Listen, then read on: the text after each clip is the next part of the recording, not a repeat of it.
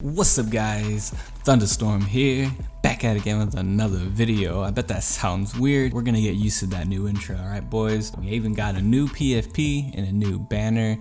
Look at it, it's so beautiful. Made this myself in Photoshop, really proud of it. But yeah, I'm loving the new look, loving the new name, and I'm ready to get going with some content creation for y'all. So for today's video, kind of want to go over some of the things that personally helped me get a lot better at the game. So as many of you may know, when I first started streaming, I really wasn't that good at Fortnite. I had to really depend on my funny antics and rages to really carry a video or a stream because my aim was terrible and I made really bad plays all the time and I always died on stream and it just wasn't as fun. But recently I've come across a few things that definitely helped me get a lot better at the game. Many of these things on this list are things most of you probably already know, but these are the 6 essential things that definitely helped me really see a difference in my gameplay and the way I play. So these are the 6 things that really helped me get my gameplay where it is at today. Some of the very first few things have absolutely nothing to do with the actual game and everything to do with your peripherals, like your monitor, your PC and stuff like that. And if you're not playing on PC, I don't think this guide will be too helpful on at least the first 3. So one of the very first things that I noticed definitely changed my gameplay and made it more smooth was just playing at a higher FPS. When you play at a low FPS, like 60 FPS, movements are a lot quicker, and the more you raise your FPS, the more slower and more smoother things will feel. And it's very important to pair this with your hertz of your monitor. So I personally have a 144 hertz monitor. I play at 144 FPS. I like matching the frames with the hertz because if you're playing at 240 frames but you only have a 144 hertz monitor, you're not going to see the 240 hertz at all. It's just making your computer stress out and maybe drop frames more than it needs to.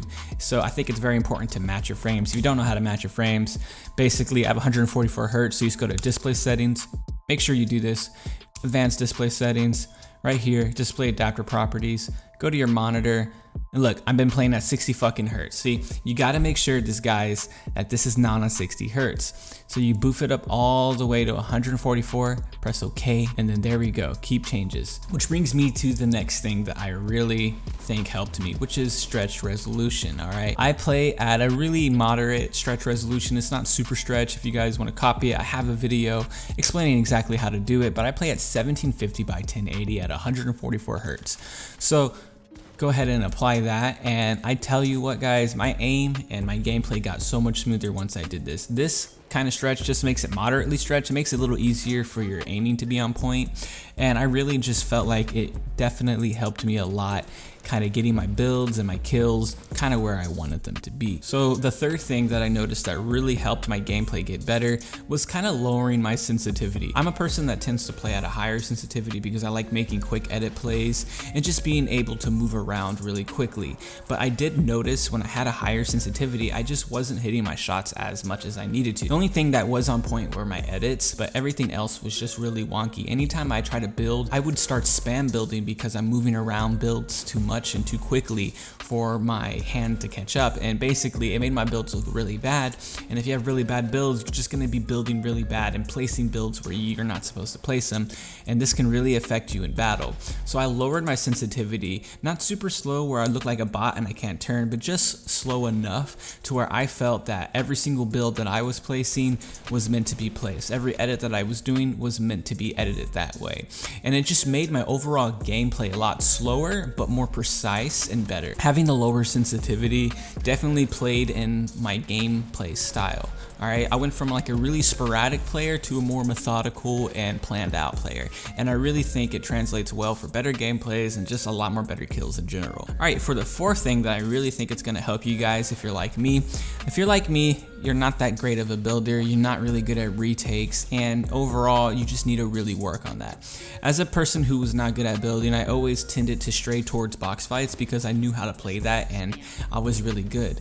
Don't do this. Really push yourself to do BHE 1v1 build fights. It's in the creative lobby. You can find it under the the practice little category, and it's definitely worth it. Anytime I get on, I love doing BHE 1v1 build fights against a random player because sometimes they're really good, sometimes they're not too good. Like I said before, I always strayed towards box fights, so when I actually got into real games, I would always try to turn my fights into box fights, which is the meta, but you gotta learn how to build and retake people and kind of just get into that mode of building. And I really think that grinding this every single day for about 30 to 40 minutes before I streamed or went for gameplays really helped me get my mechanics a little quicker, help my reaction time, and just overall I feel more comfortable building now. So definitely recommend grinding out some BHE 1v1s and then just getting used to fighting people and build battling and doing retakes.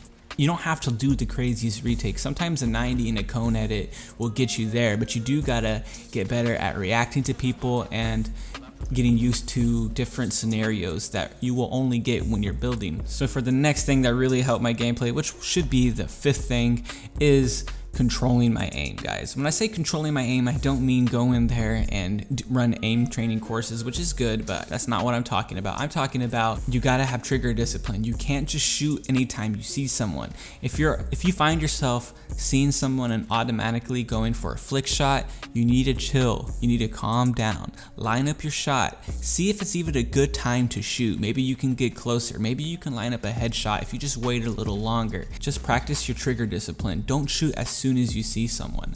Give it some time, take your time, and I promise you guys, you will hit better shots that do a lot more damage, and your gameplay overall will be a lot smoother.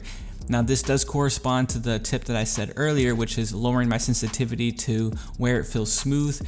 This one and trigger discipline go hand in hand.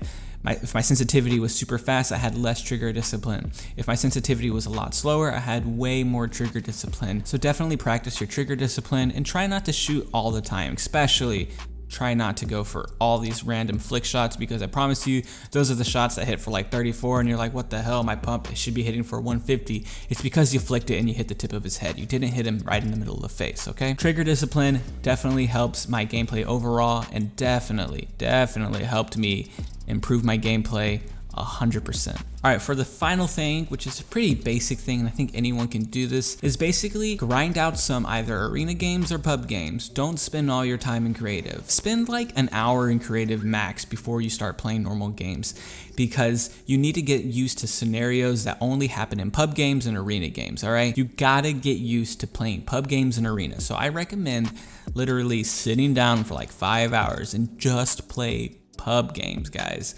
or arena games, and then just don't back out after one loss. Or if you land in a spot and get like one shot and you die, or you get horrible guns, just keep grinding out, keep leaving the match, keep readying up again in the lobby, and keep trying again. And I promise you, if you do this for like 2 days straight, these fights will not make you nervous anymore. If you're a person that gets super nervous when they plays and makes really dumb plays, but they're really good and creative, you need to do this. Grind out public games or arena games so much that it feels like a creative game, okay? And I promise you, this will make you guys so much better at the game. So yeah, guys, those are personally the things that helped me get better.